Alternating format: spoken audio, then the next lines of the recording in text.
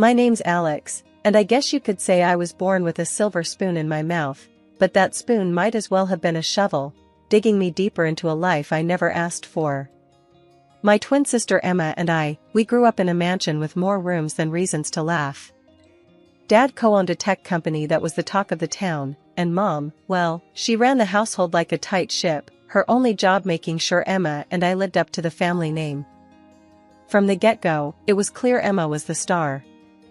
Straight A's, head of her debate team, and a whiz at chess. Me? I could barely keep up with the multiplication tables. But that didn't stop Dad from pitting us against each other, like some twisted version of Survivor where the loser got grounded from life's little comforts. Dad, why can't I just quit math club? I hate it, I'd moan, dragging my feet through our marble-floored hallway. Quit? Winners don't quit, Alex. You think life's gonna hand you everything on a silver platter? Dad would scoff, never looking up from his evening paper. But Emma's better at it. I want to try music, I'd protest, hoping for a sliver of support. Music? That's a hobby, Alex. It won't pay your bills or keep this roof over your head, he'd snap back, his voice echoing off the high ceilings, dismissing my dreams like crumbs from the dinner table. Emma, bless her, she tried to be the peacemaker, but even she couldn't bridge the gap widening between us. Alex, just play their game for now. We'll figure it out, she'd whisper, her eyes scanning the room for eavesdropping ears. But playing the game meant endless tutors, extra classes, and competitions where my only trophy was the title of the other twin. My parents had our lives mapped out, Princeton for college, then a cushy spot at Dad's company. A perfect plan for the perfect daughter. Only problem? I wasn't her. One evening, the whole charade came crashing down at the dinner table. Dad was going on about Emma's latest achievement, some national science fair, while I poked at my food, wishing I was anywhere but there. Alex, why can't you be more like your sister? Look at her, making us proud, Mom chimed in, her voice sharp enough to cut through the tension.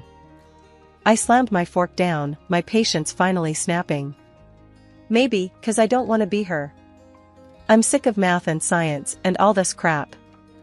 I want music, not this. The room went silent. Dad's face turned a shade I'd never seen before. He stood, his chair scraping against the floor like a warning bell.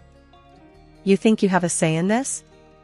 You'll do as you're told, or you can find yourself another family who'll put up with this nonsense. He bellowed, his voice booming. Tears stung my eyes, but I refused to let them fall. Emma looked at me, her face a mix of sympathy and fear, a silent plea to just back down. But I couldn't. Not anymore. My house felt more like a battleground than a home, thanks to Dad's philosophy, competition breeds success. He wasn't just talking about business, no, he made sure Emma and I lived it.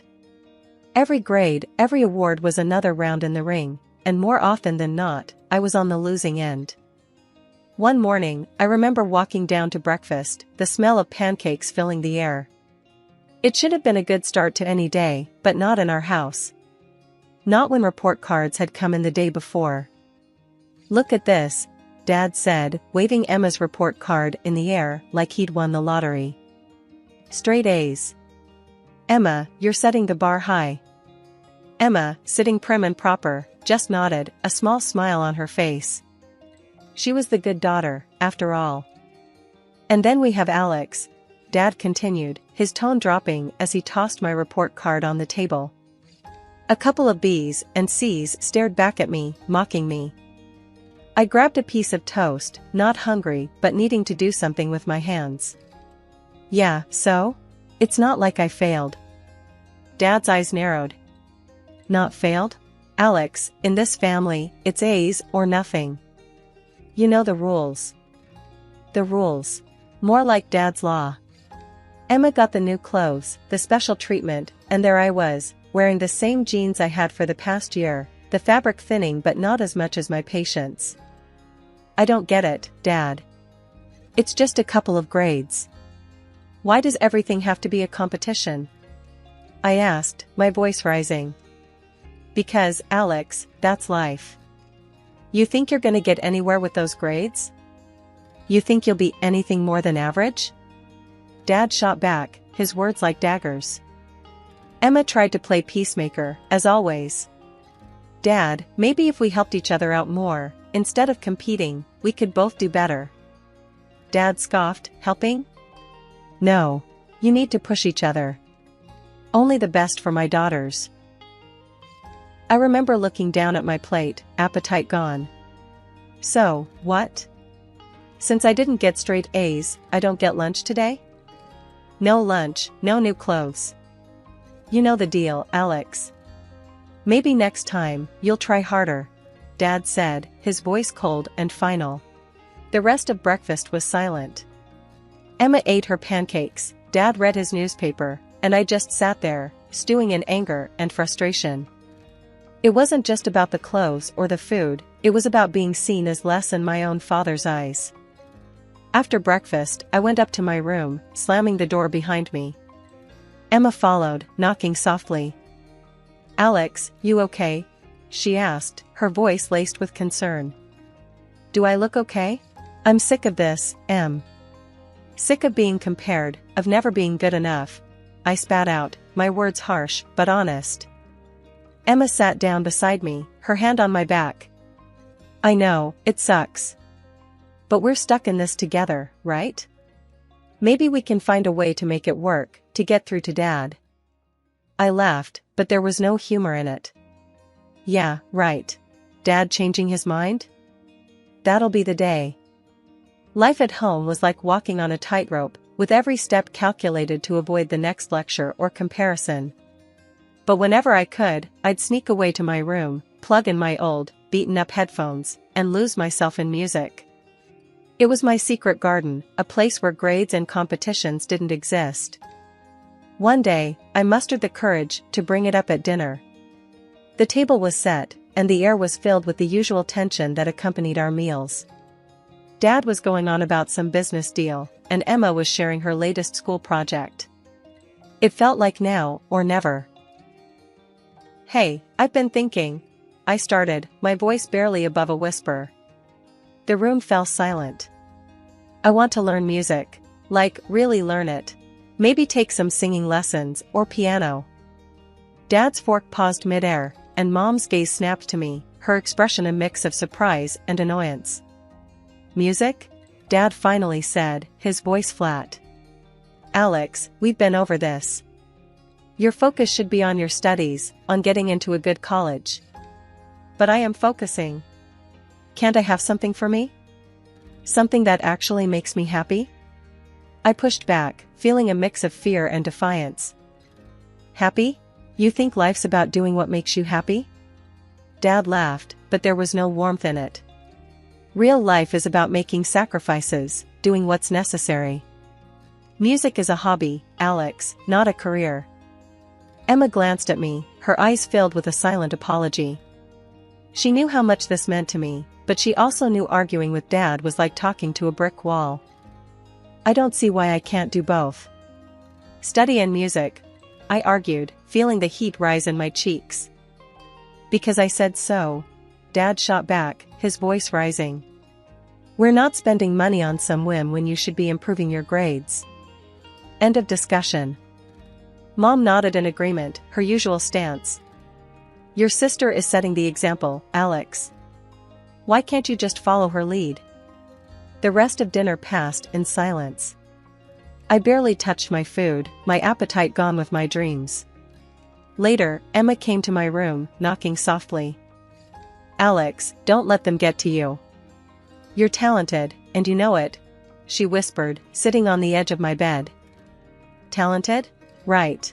If I was, they'd actually listen to me, I mumbled, staring at the ceiling. It was the end of what felt like the longest year ever. School was a blur of exams, essays, and endless lectures about our future, specifically, a future my parents had mapped out for us. For Emma, it seemed like smooth sailing. For me? A shipwreck in slow motion. I was in my room, trying to drown out the world with some music, when Emma burst in, her face flushed with excitement. Alex, the letters came. My heart sank. College acceptance letters. The ones that would apparently make or break our lives, according to Dad. Emma was waving hers in the air, a big, fat envelope from Princeton. I got in. Congrats, I mumbled, my voice drowned out by the jealousy and fear gnawing at me. Haven't checked mine yet. Emma's smile faltered. Come on, let's look together. It's gotta be good news. We found my letter, a thinner envelope that felt like it weighed a ton. I opened it with shaking hands, scanning the words quickly before they blurred into nothingness. I didn't get in. Emma wrapped an arm around me, but I shrugged her off, feeling a mix of relief and despair. I didn't even want to go to Princeton, but explaining that to my parents would be like talking to a brick wall. Dinner that night was when everything exploded. Mom and Dad were already halfway through a bottle of wine, celebrating Emma's acceptance. Here's to Emma, following in the family's footsteps, Dad toasted, beaming. And Alex? Mom asked, turning to me with a raised eyebrow. I took a deep breath. I didn't get in. The room went silent. Dad's face turned a shade of red I'd only seen a few times in my life. What do you mean you didn't get in? Did we not spend enough money on your tutors, your prep courses? How could you be so careless? I tried, okay? Maybe Princeton just wasn't the right place for me. I shot back, my voice rising. Not the right place? Do you hear yourself? You've embarrassed us, Alex. Thrown away every opportunity, Dad yelled, slamming his fist on the table. Mom chimed in, her voice cold and sharp.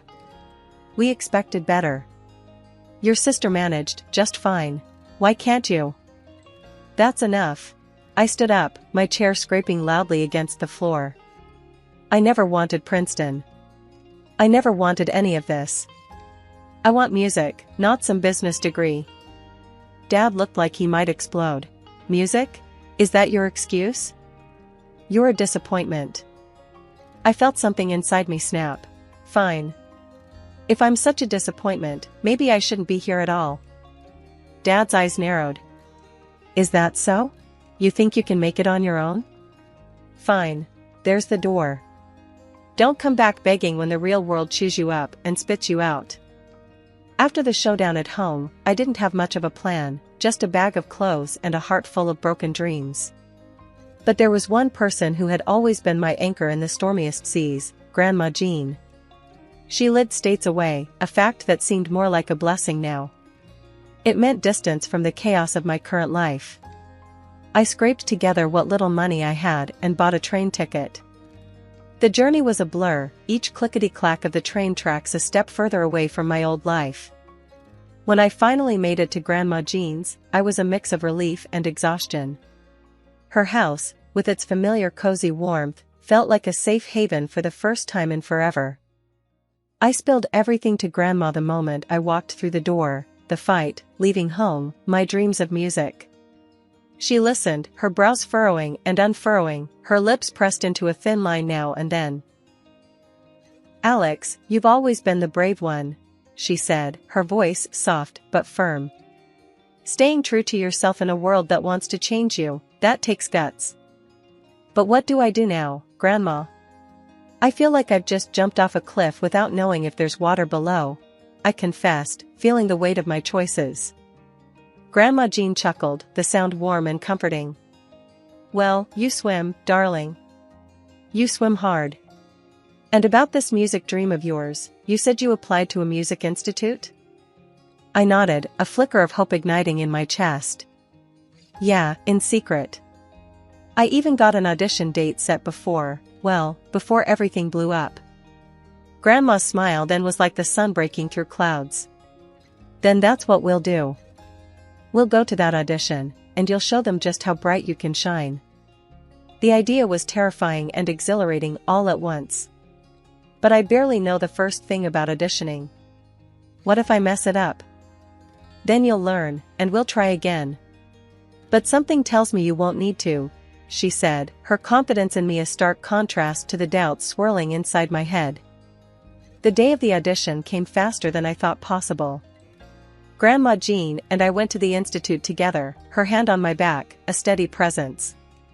Walking into that audition room felt like stepping onto a battlefield, my nerve soldiers ready to turn tail. But then I sang, my voice steadier than I felt, pouring every ounce of emotion I had into the notes. The room was silent for a heartbeat after I finished, a silence so complete I feared I'd failed before one of the teachers finally spoke. Your voice, it's quite remarkable. Clear, emotive, and strong. You've got a raw talent that's hard to come by, one of them said, and just like that, the weight lifted. I had done it. I was in. As we walked out of the institute, Grandma Jean's arm around my shoulders, I felt lighter than I had in years. You did it, Alex. I'm so proud of you, she said, her voice thick with emotion. The buzz of the first few weeks at the Music Institute was something else. Every day felt like I was walking on air, surrounded by music, by dreams like mine but unique in their melody. Grandma Jean was my rock, making sure I didn't float away into the clouds of my newfound world. One evening, as I was noodling around on the piano in the common room, trying to get a feel for a tune that had been stuck in my head, a couple of guys walked in. They looked about my age, carrying guitars and a sense of purpose. Hey, that's pretty good. You got a name?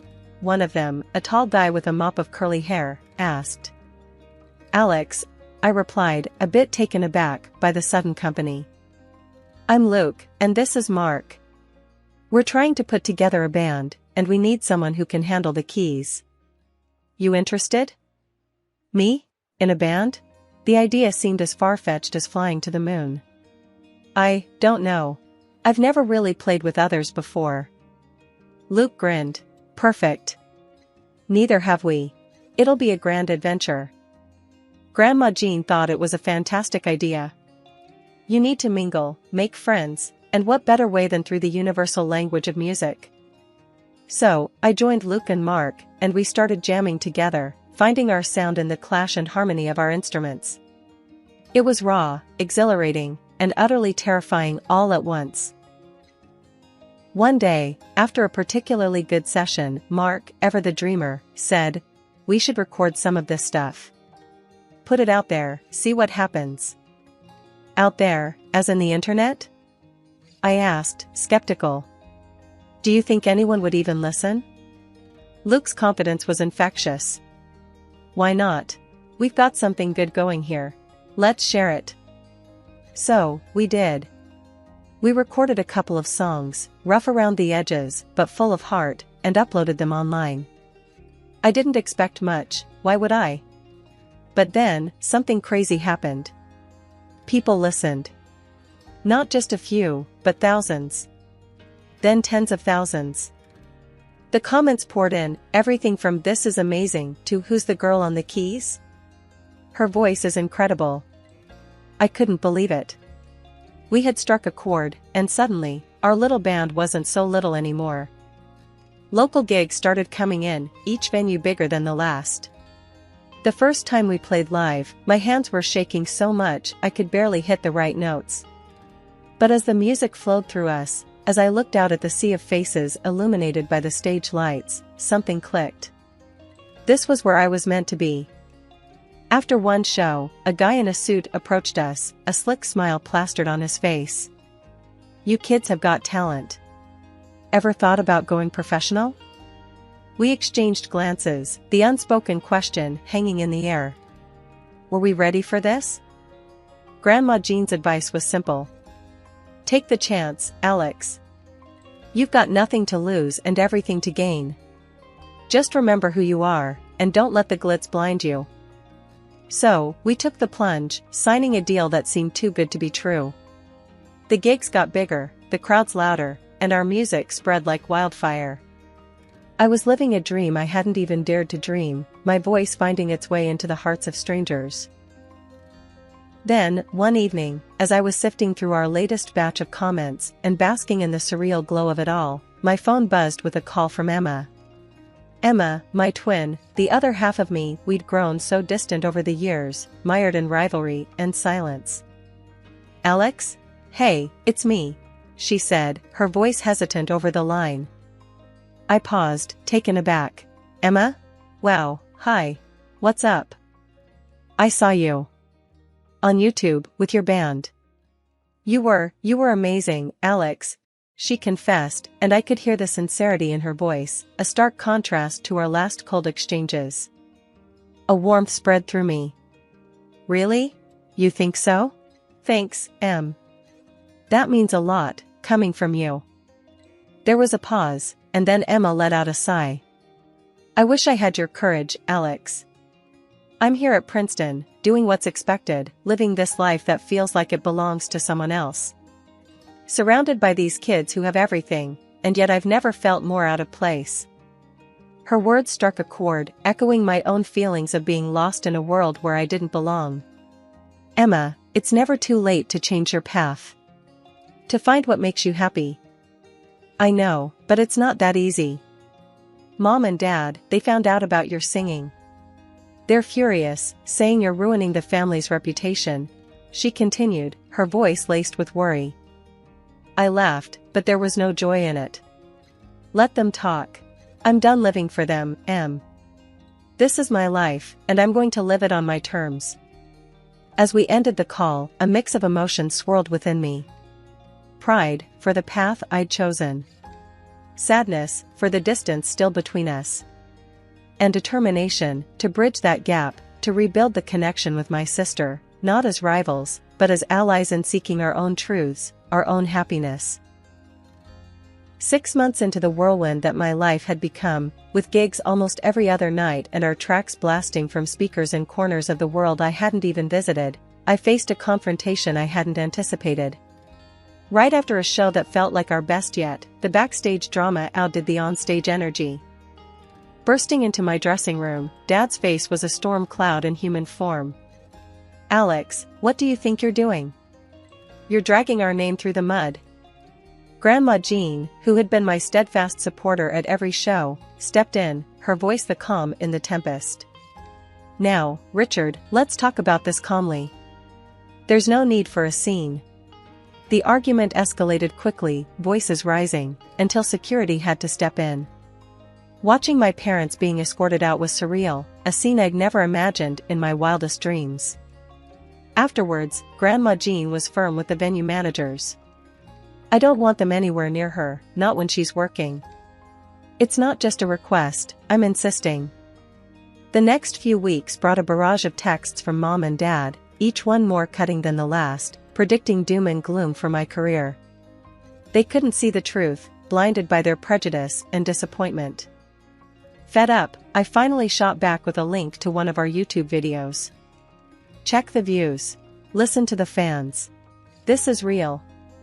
The video had exploded, racking up millions of views and comments praising everything from the music to my voice. The silence that followed was telling. They had seen it, the undeniable evidence of my success, and it had rendered them speechless. 2 years zipped by like a fast-forward track. Then, out of the blue, Mom called. Her voice was different, hollow, like the fight had gone out of her. Alex, I need you to listen, just this once, she started, and something in her tone made me pause. She poured it all out, the bad luck that hit like a wrecking ball. Dad's business crumbled thanks to a backstabbing partner from overseas, leaving them penniless, forcing them to downsize their life to a cramped apartment. Emma, too, was hit by the fallout, pulling out of Princeton to chase a scholarship at a university she actually wanted to attend. And then came the kicker, the apology that sounded years too late. We were wrong, Alex. I pushed you too hard, loved too little. I'm sorry. Hearing that was like a punch to the gut, but not for the reasons you might think. I was over the anger, past the resentment. Mom, I can't do this. It's too much water under the bridge. But life had a way of moving on, and so did I. Emma called next, her news a bittersweet mix. She was moving, transferring to a university close by. Looks like it's going to be us three musketeers again, she said, her voice bright, trying to lift the mood. My music was my escape, my world where I could control the narrative. With Grandma's encouragement and a stroke of luck, I landed a deal with a record label that believed in my vision. My first album dropped, a collection of tracks that felt like reading pages from my diary out loud. The charity concert in my hometown was a trip down memory lane, a reminder of where I started and how far I'd come. After the show, there they were, Mom and Dad. Time hadn't been kind, the years had carved deep lines of hardship across their faces. They wanted to talk, probably to bridge the chasm that had opened up between us, or maybe, as I suspected, because they were in need. I watched them for a moment, a flood of memories washing over me, before turning away.